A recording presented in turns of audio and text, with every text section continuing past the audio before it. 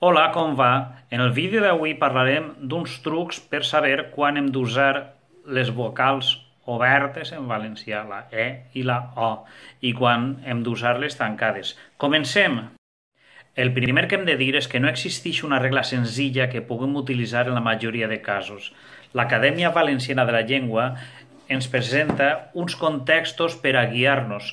Nosaltres, seguint aquests contextos i altres manuals, hem elaborat uns trucs per intentar ajudar-vos. Així sol aparèixer la E oberta quan en la síl·laba següent apareix una I o una U, com per exemple paraules com ara ingenu, perpetu, èxit o nervi.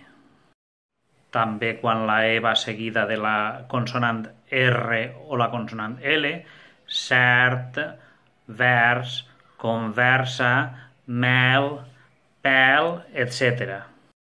També quan la E pertany al diftong eu, per exemple europeu, seu, o bé en la majoria de paraules esdrúixoles.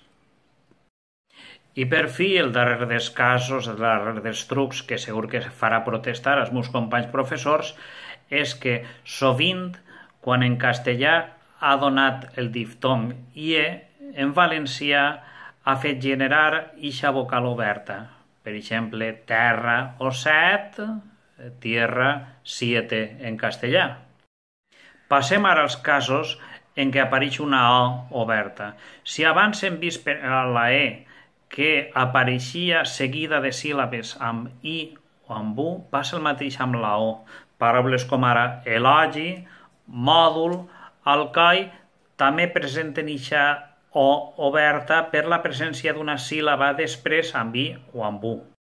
També apareix la O oberta quan forma part del diftong OU, bou, sou.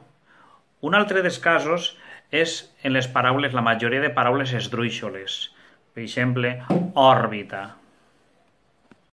I per fi, per acabar, dos casos. Moltes paraules agudes acabades en os, arròs, vinaròs, o bé quan ens trobem amb la terminació oc, ofa, ol, ot, ost, etc. Heu pogut veure que per a cadascun dels casos també hi ha una sèrie d'excepcions que han anat apareixent davall dels casos. Bé, i esperem que us hagi pogut ajudar. Fins el proper vídeo. Gràcies!